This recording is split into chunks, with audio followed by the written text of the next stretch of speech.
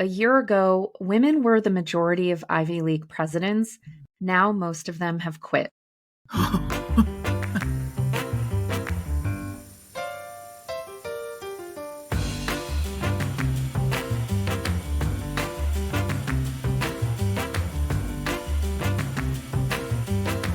What's going on, Mel? What's up? You know what I was thinking about the other day? What? You remember the Brock's Pick-a-Mix at the grocery store? I have no idea what that is. You don't know What is a that is? pick-a-mix? What is Brock's Do you know pick-a-mix? Brock's, the candy company, Brock's Candy? No. Now I do. Yeah, Brock's is like Brach, right? They do jelly Okay. beans now, but back in the day, Oh, okay. they had this thing called the Pick-a-Mix, and it was at an end cap in a grocery Okay. store, and if you put like a quarter in, you can get 3 different candies. And they had the things like the strawberry, they had that. Oh, the little strawberry candies Yeah, or like that your grandmother butterscotch. has. Yes. But then they also have the milk, like the mint meltaways or the Neapolitans or Oh, okay. yeah.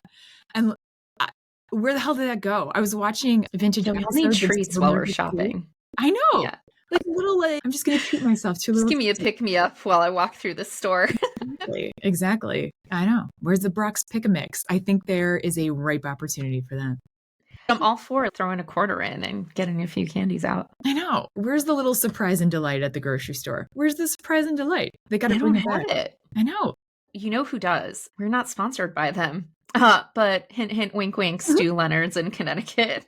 Have you ever heard of Stu Leonard's? Wait, is this ginormous grocery store with the big farmer?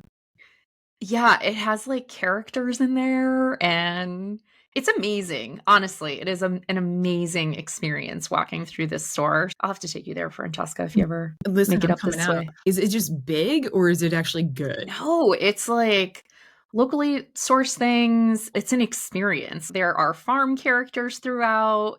It feels like a carnival and a grocery store at the same time. They have like coffee roaster in there, homemade ice cream. It is fun. All right. Not at Thanksgiving, but every other day. All It's right. fun to go shopping there. Yeah.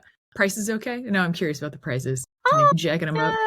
Yeah, they're a little jacked, but I guess you're paying for the experience. You're paying for the experience. This is the thing. There is a grocery store here that I adore, Zupan's. There's in Portland. It's very high end.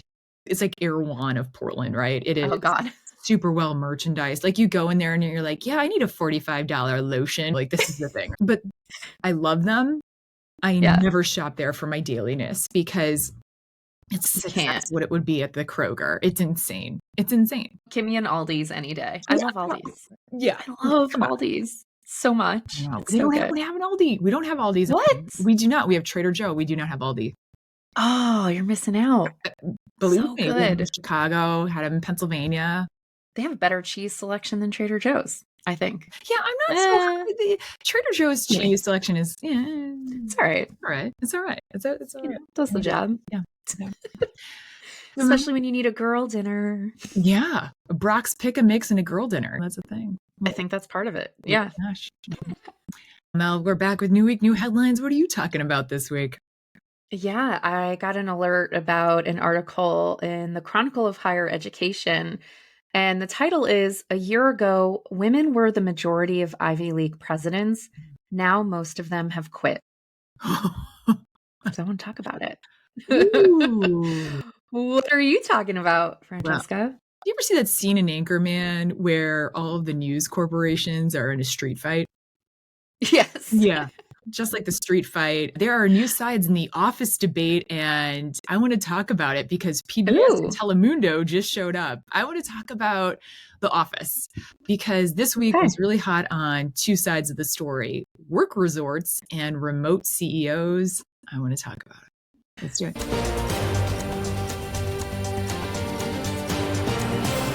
All right, let's jump into the serious one first here. I saw an article, again, from the Chronicle of Higher Education. We'll link to this in the show notes. The author was Eric Kelderman. And it's exactly what the title notes here. In fall of 2023, 6 of the 8 Ivy League colleges had women as presidents. This was a big deal. Huge. It was praised as proof of progress in higher ed, but just also breaking quote unquote glass ceilings for women in leadership across the board.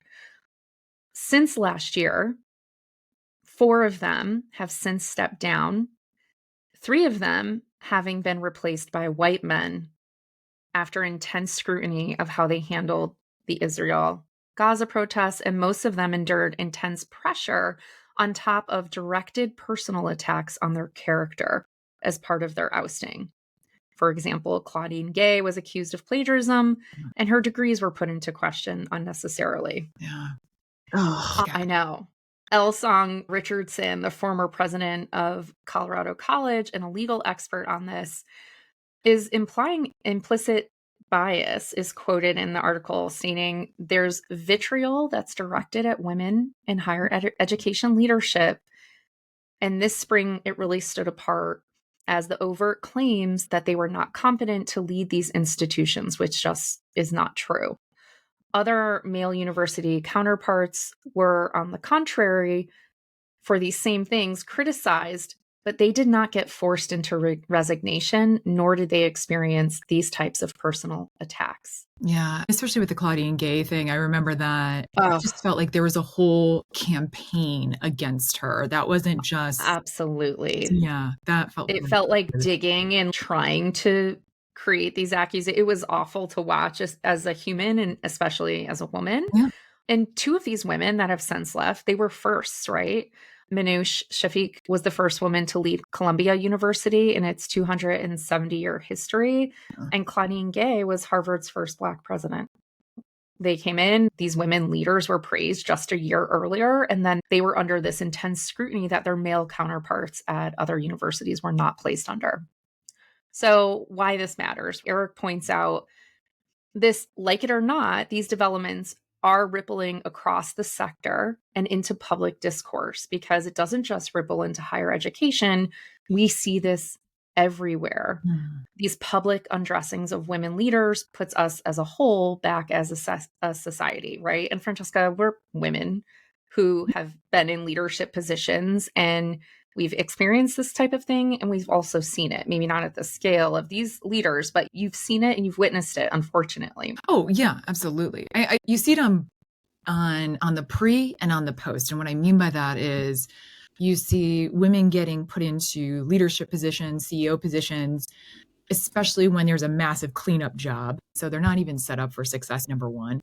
And then on the post, when something hits the fan, which it will hit the fan in any type of administration, they are absolutely taken down so much harder than typically their white male counterpart, for sure. Yeah, absolutely. And there's a ton of research to show it. I'm going to get into that in just a second. Eric notes that representation in higher education alone is already super low. For example, women make up just 29% of presidents at research universities, according to data from the American Council of Education, and 33% of presidents across all of higher ed. So they're massively underrepresented already in these leadership positions. And Marjorie Hess, who's president of the Council of Independent Colleges, noted that the stresses and strains of the presidency have increased significantly, and the amount of grace we give to leaders has decreased. And that's especially true, she said, when the very identity of that president signals a change just by being the first of their gender or race to hold that position. Where we're seeing this elsewhere, we're seeing this everywhere in the US. Starting with Congress, a Pew Research report had data trends of women in leadership, and it noted that at the start of the 118th Congress in 2023, there were just 25 women serving in the US Senate, shy of the record of 26 women sworn in on the first day of the previous Congress. In state Congress, women make up 29.9% of state Senate seats and 33.7% of state House seats or assembly seats. And one state is getting this really right. Women currently hold a 62% majority of the Nevada state legislature. Nevada? The largest percentage of any state. And I'm like, yo, Nevada, what's your secret? They've done there's some progressive shit going on in Nevada. Yeah, we got to take a look at what's happening there. Further down, the share of women CEOs of the Fortune 500 companies did reach an all-time high of 10.6%. in 2023 with 53 women heading major firms. And can we just pause? 10.6%.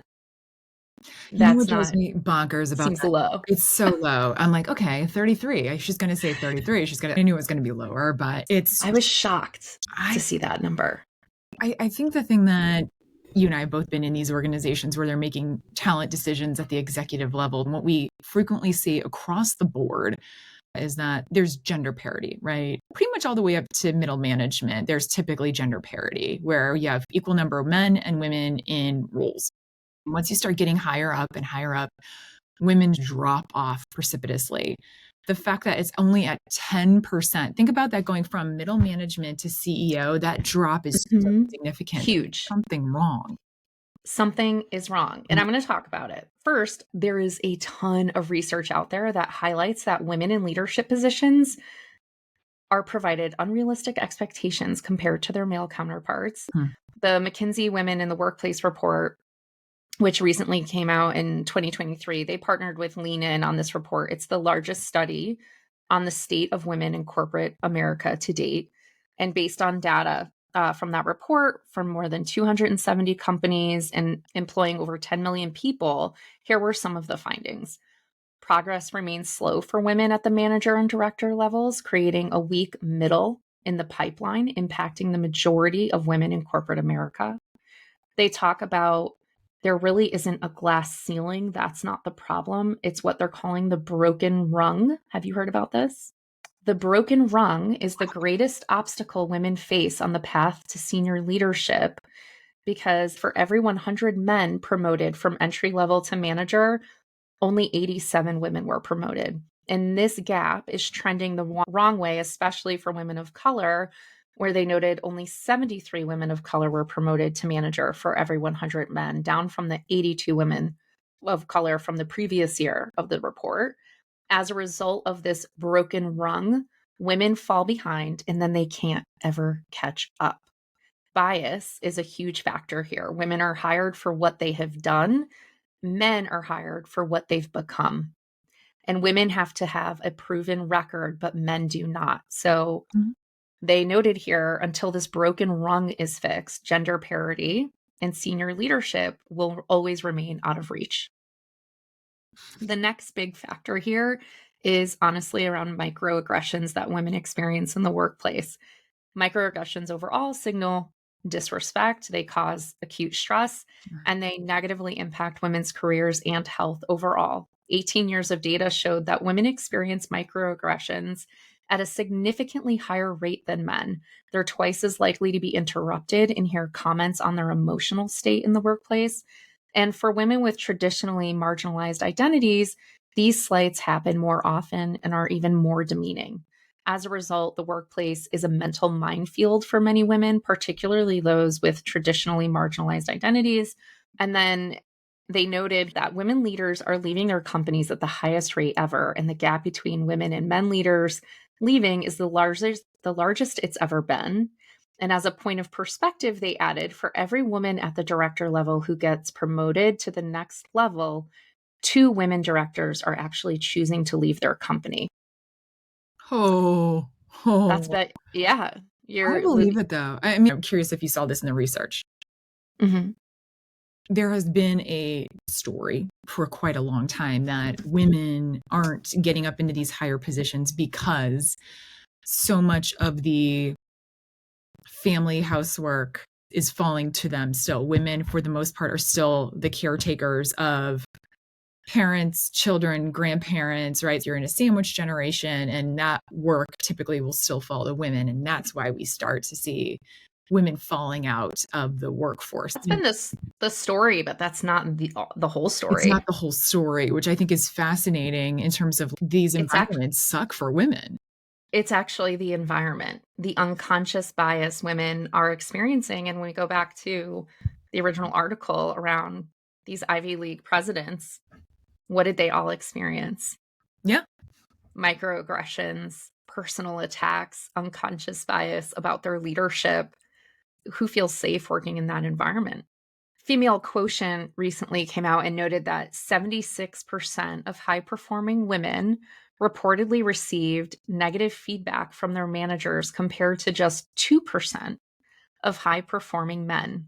And this comes from data collected by 23,000 employees across 250 organizations. The reason for that? Unconscious bias against women. So here's the thing. All of this unconscious bias exists, yet there is a ton of research to show women leaders make work better. The APA published an article back in 2023 noting when more women are empowered to lead, everyone benefits. And they had decades of studies that show women leaders help increase productivity, enhance collaboration, inspire organizational dedication, and improve fairness in the workplace.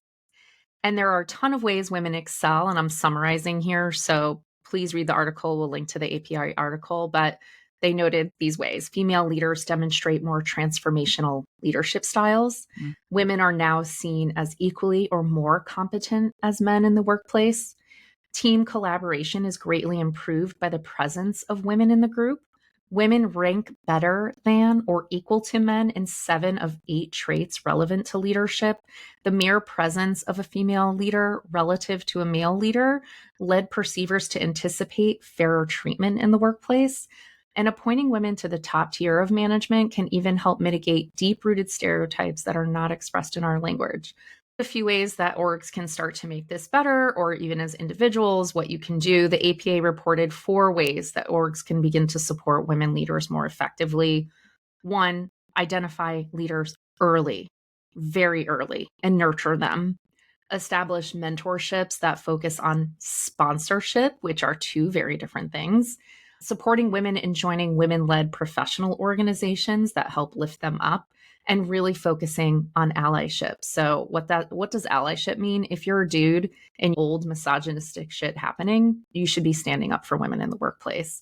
And more unconscious bias training, recognizing your own biases for women leaders so that you can start to support them more. And on a personal note, I just want to say, can we stop giving a separate set of rules for women leaders and move away from completely tearing them down professionally and personally when they speak up, when they share ideas, when they call people out for their bullshit or make same errors as male leaders do in the workplace? I really think we have to stop expecting women to show up as your caretaker when you don't expect the same from men.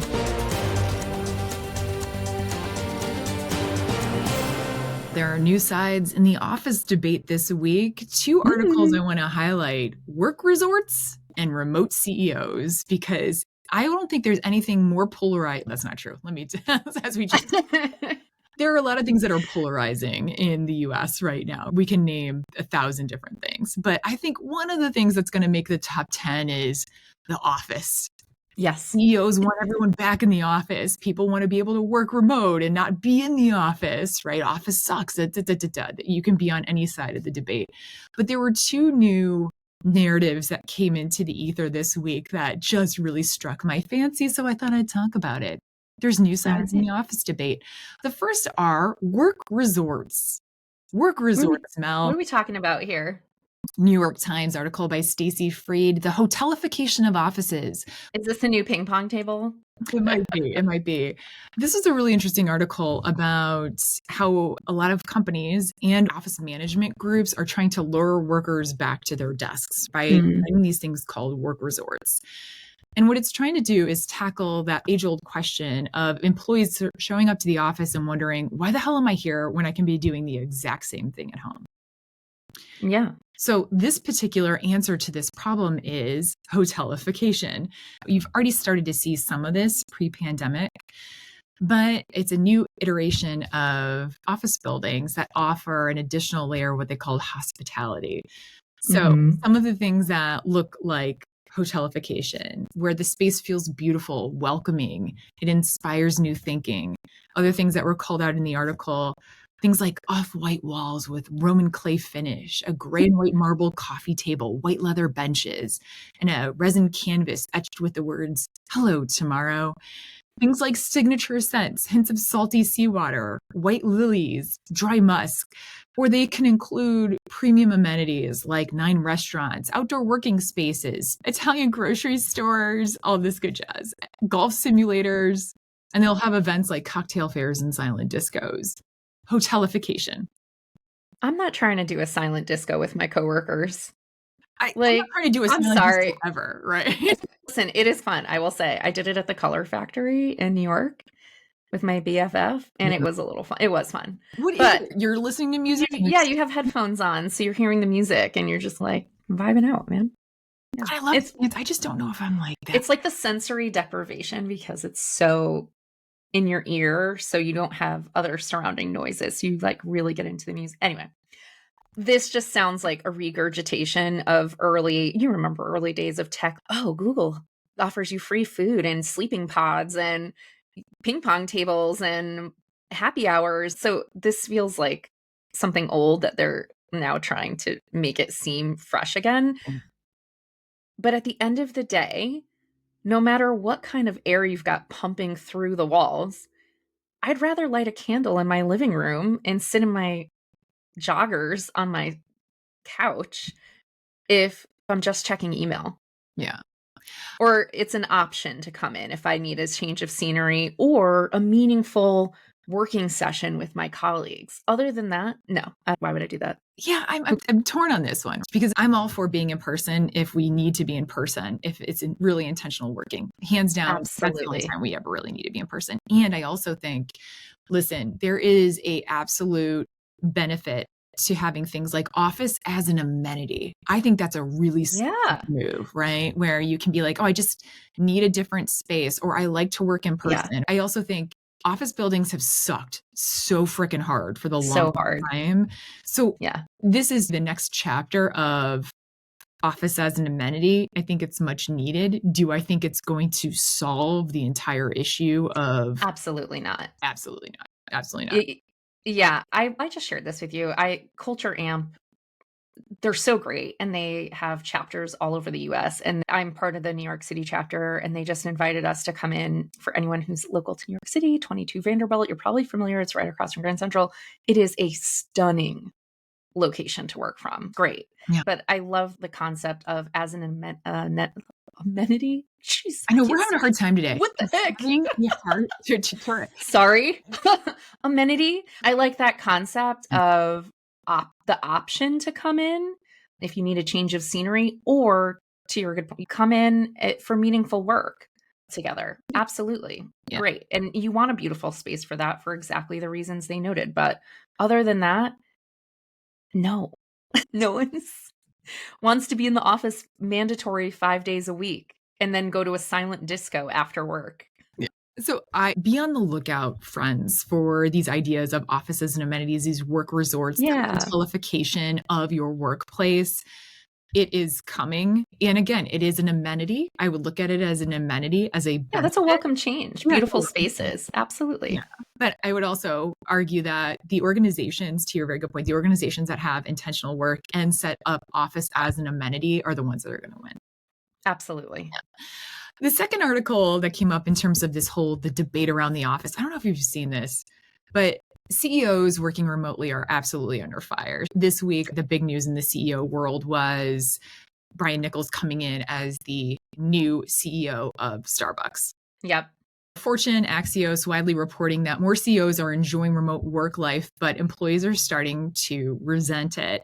By the way, this happened before the pandemic, where you'd have a CEO that did not live in the state that the company was headquartered in, but they were commuting in, or they were working completely remotely. But it's coming under fire. This week alone, there were 2 stories that dropped. One, incoming Starbucks CEO Brian Nichols won't have to relocate to Seattle, where the chain is headquartered. He's going to be working from his current home in Newport Beach, California.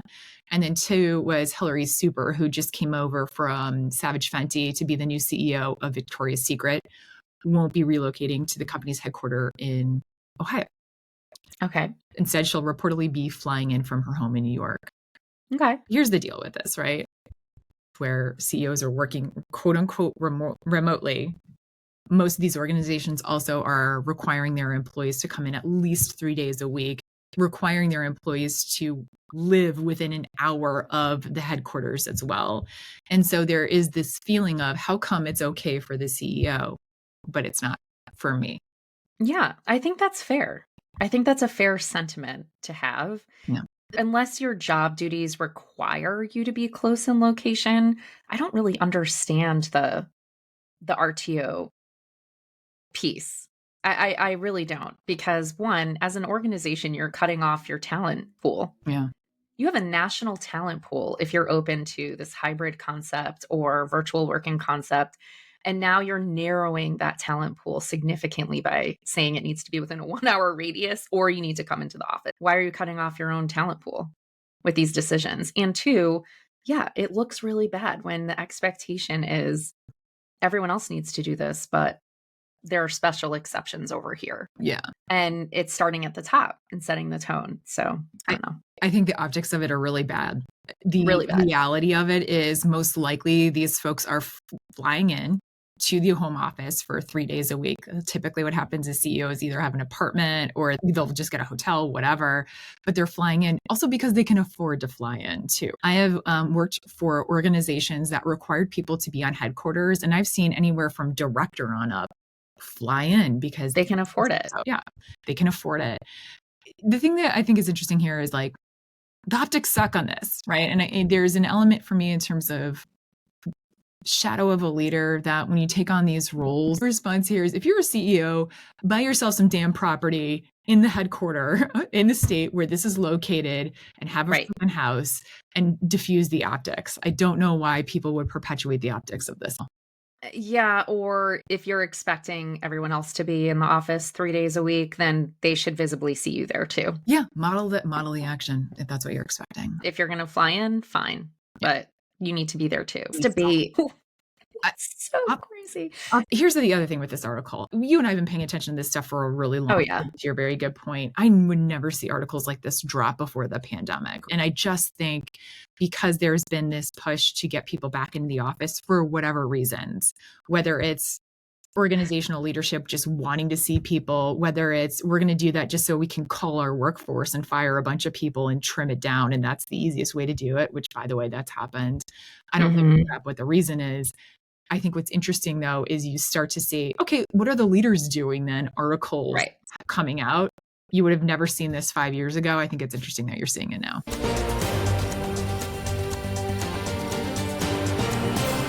Thanks so much for joining us today. Subscribe wherever you listen to podcasts. You can come over and say hi to us on the TikToks and LinkedIn community. Hit us up at yourworkfriends.com. We're always posting stuff on there. And if you found this episode helpful, share with your work friends. Thanks, Bye, friend.